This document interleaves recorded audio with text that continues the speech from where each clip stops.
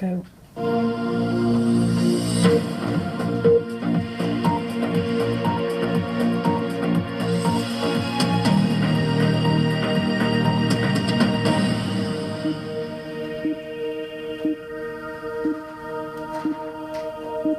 Hello and welcome to our BBC School Report.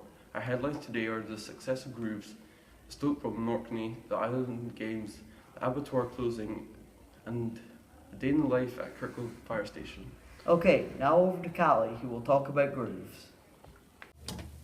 Thanks, Greg. Grooves has been one of the leading shops on the Kirkwall High Street for 28 years, and its location has changed over half a dozen times. Grooves' most recent move was in the summer of 2017 when it went to an old abandoned building called the Old Library, which is its biggest move yet. Grooves' owner Neil Stevenson also opened the Archive Cafe and the Sound Archive next door. Over to Scott and Alex for more on the story. Thanks, Kai. Today we are here interviewing Ashley, a worker at Grooves. Hello, Ashley. Hello, how are you doing? I'm fine. How are you? Fine, thank you. So, our first question is, why has Grooves moved around so many times? Well, this is Groove's 7th move. We've moved around every time because it's all about adapting and evolving, giving people brand new things each time, trying to introduce new ways of retail up here, trying to modernise and adapt. Yeah, okay.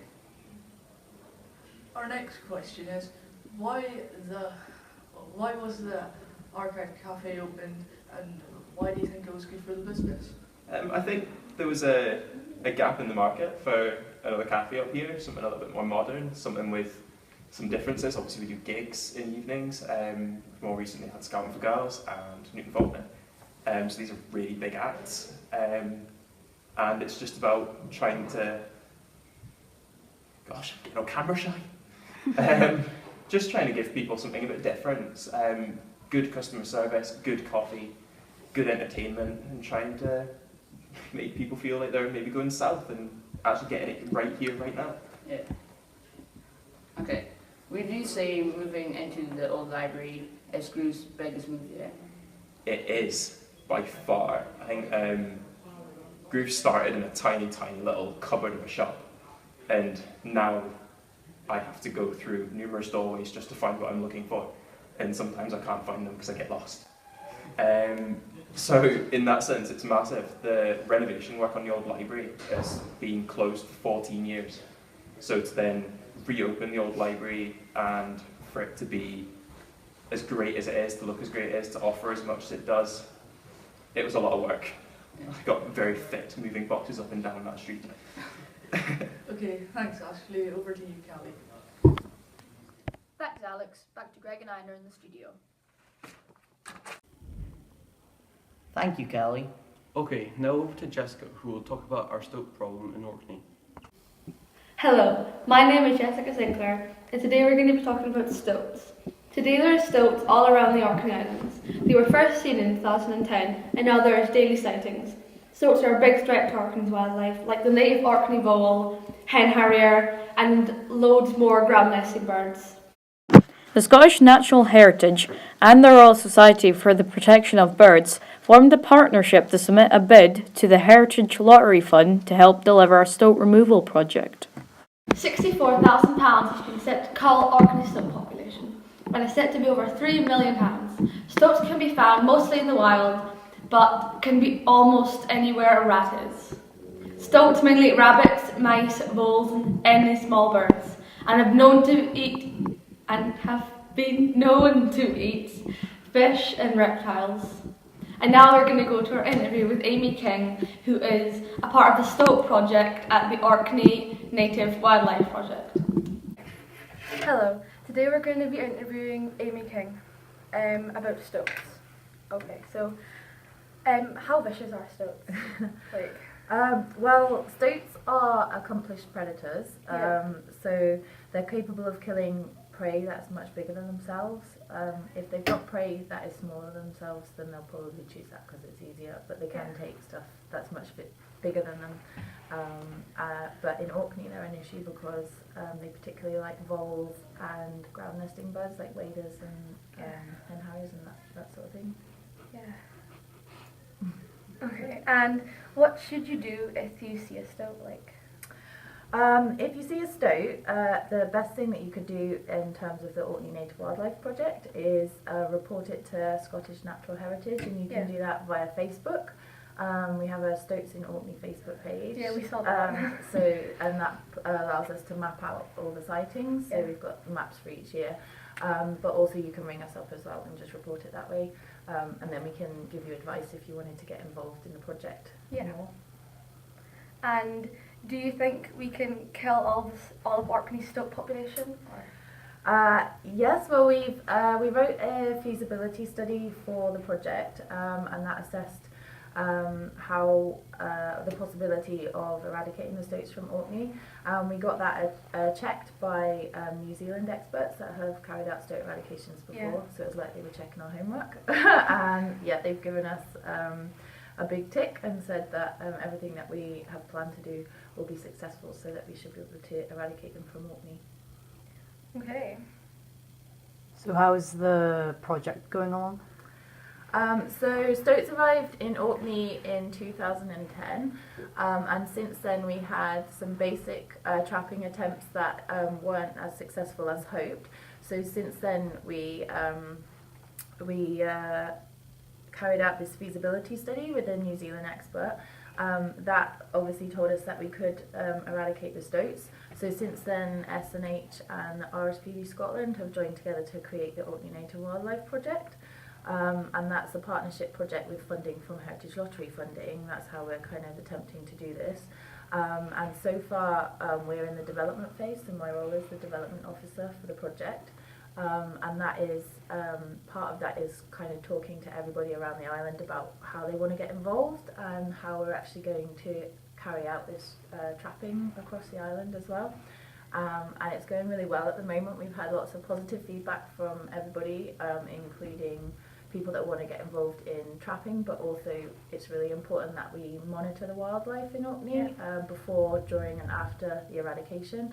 And we've had a lot of people that want to get involved in that already as well. But we're also developing a lot of educational tools as well, so school sessions from primary up through to university level.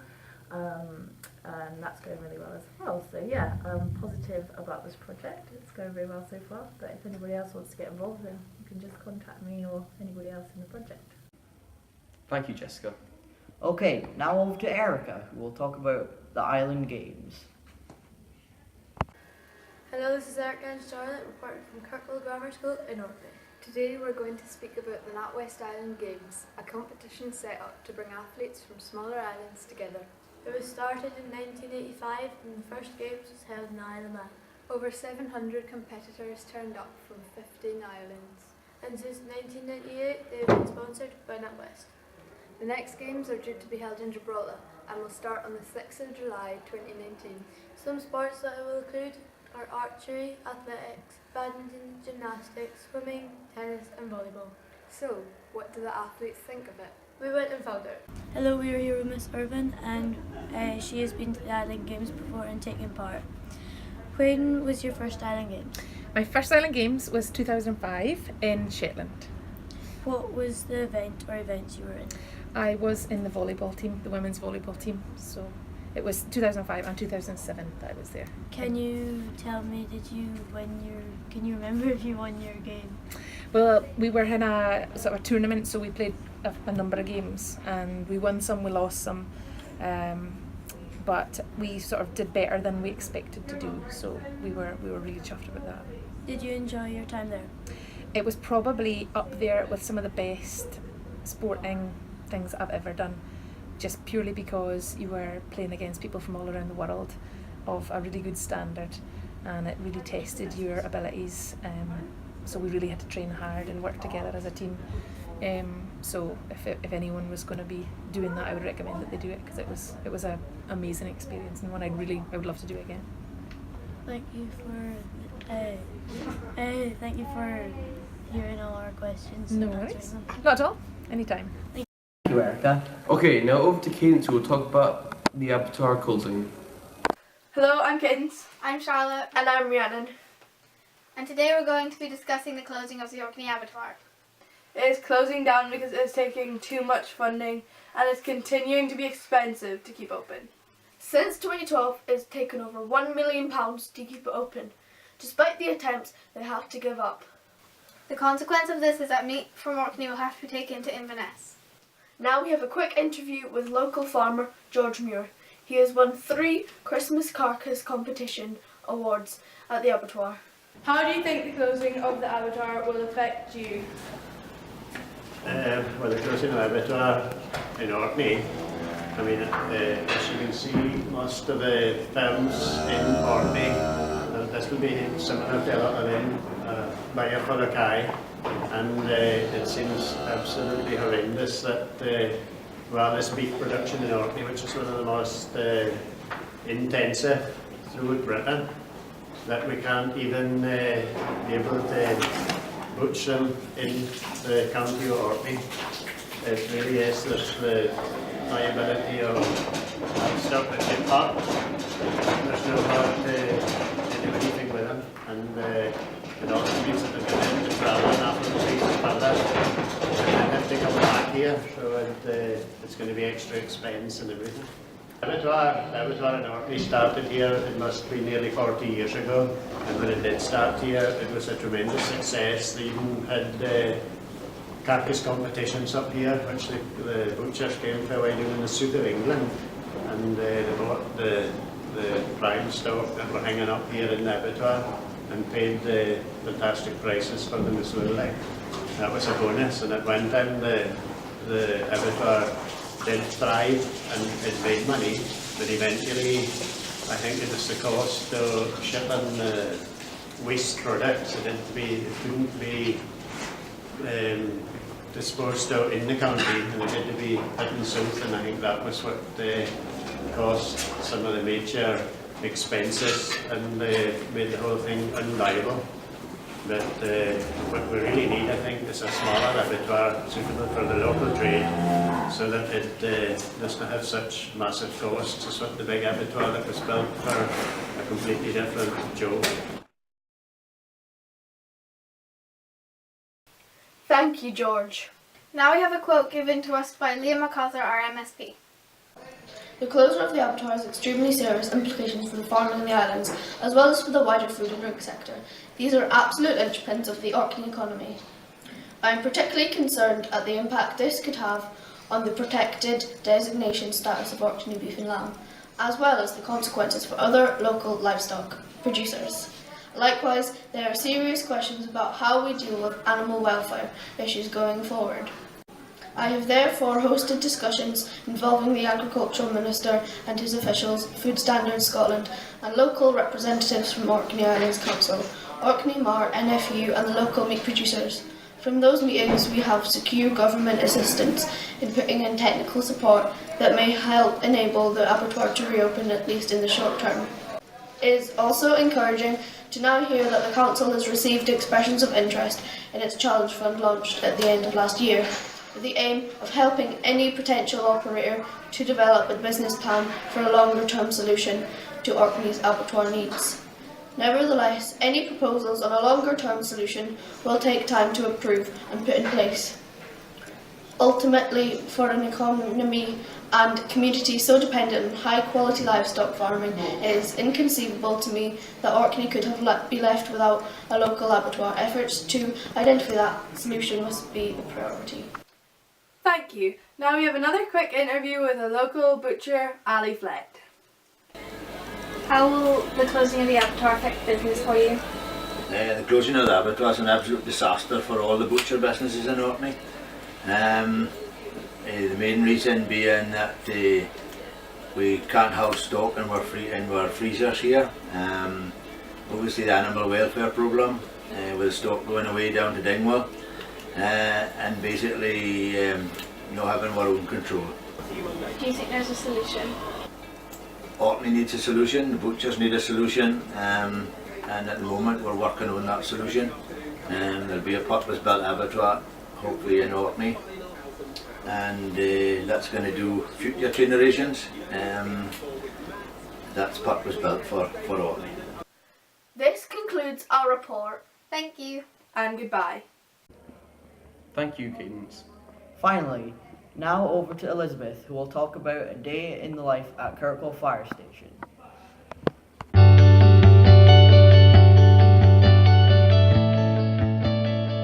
Hello and welcome to the Kirkwall Grammar School BBC School Report, where we will be joined by our news reporter at the Kirkwall Fire Station.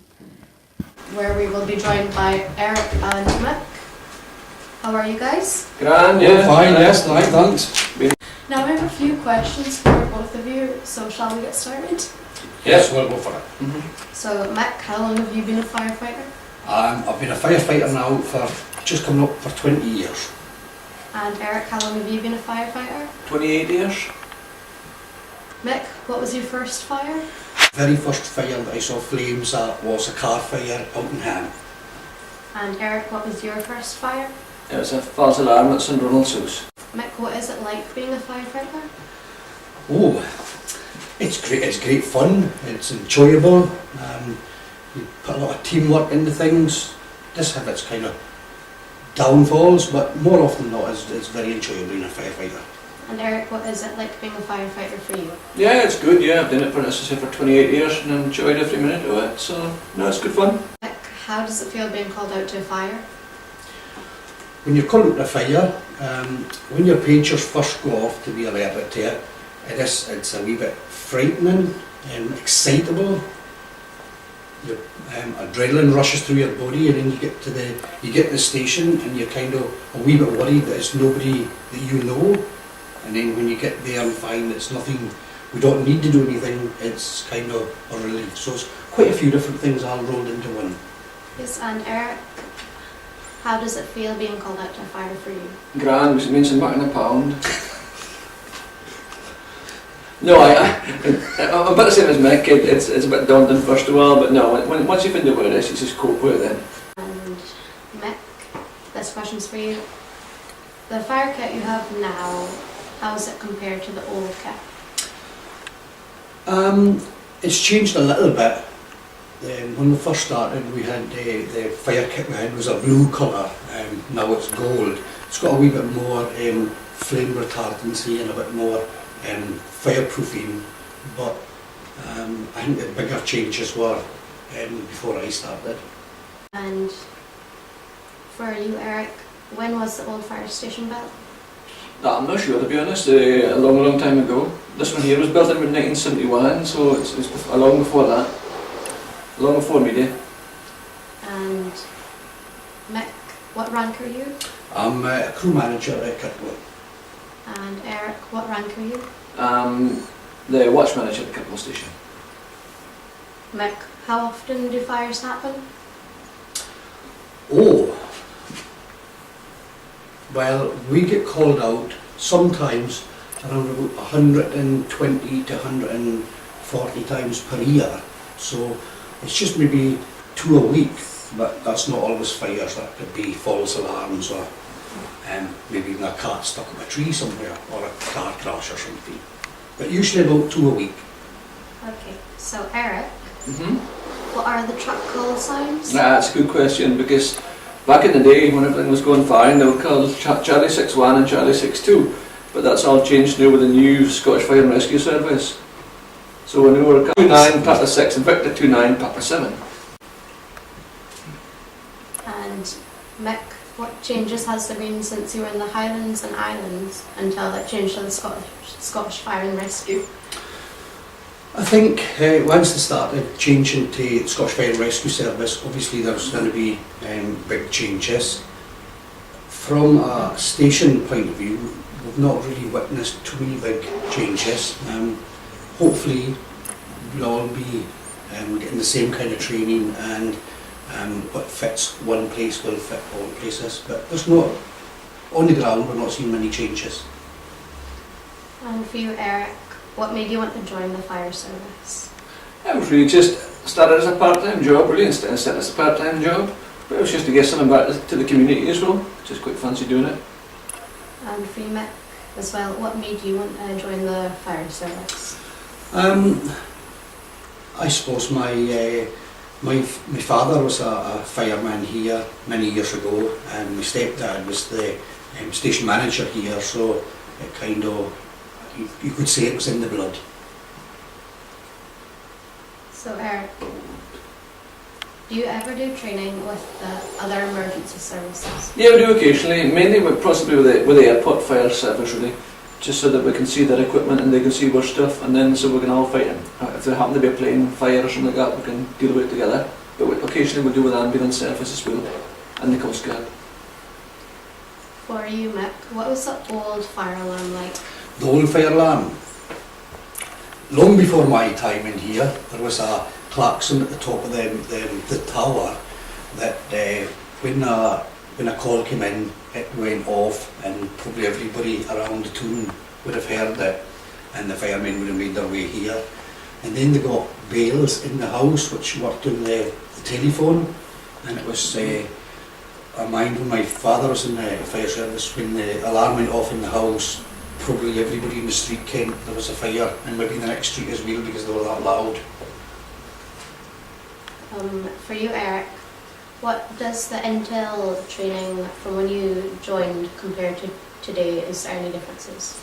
Yeah, there's a good lot of differences. The basic training is similar, but it's more spread out nowadays. So when I first joined, and that was being increased to what it used to be, I did a week's initial course in Invergordon, and then went back 6 months later then and did my BA training for a weekend. So it was just 2 days, and then 2 years after that I then did my driving, which was all done here on Orkney, but now it's all changed now because the guys now go away for 2 weeks for initial training, and that can be anywhere in Scotland, and then they go back for 2 weeks breathing apparatus training then, and then have to go away for a week's driving to pass the heavy goods, then back for a week's response driving then as well, and that's all done off the island now. So it's just more training. It's just more spread out than what it was before. And before we finish, I have one more question for you both. What? Who is the best firefighter? We don't even need to answer that, you know that yourself. Wouldn't you agree, Mr. Stout? I'm sure if we did a poll, if we asked 15 firefighters in the station who was the best firefighter, and Mick was... Or you could ask them who reduces the fire calls. Who thinks of safety? Thank you, guys. Before we finish, we have a question for you. Have you enjoyed your time looking around the fire station? Yes. And your dad was a fireman too, eh? Yeah. And would you like to be a firefighter when you grow up? So far. So far, well, we're always looking for ones. So once you become 18, come down and we'll get your form to join up. Come see me fire engine. And just one last question. Yep. Following who's the best firefighter? Who was the best previous firefighter? Before me? Oh, I think your dad, possibly. Martin Gowan, we'll say Martin Gowan, will we? Yeah, aye. I would nearly say Andy Smith. Nah, yeah. Martin Gowan. Definitely, Martin Gowan for president. You need to cut that one off. Okay, we'll cut. But again, thank you guys. Now back to the studio. Elizabeth. Thank you for watching. This has been the BBC School Report 2018. See you next time.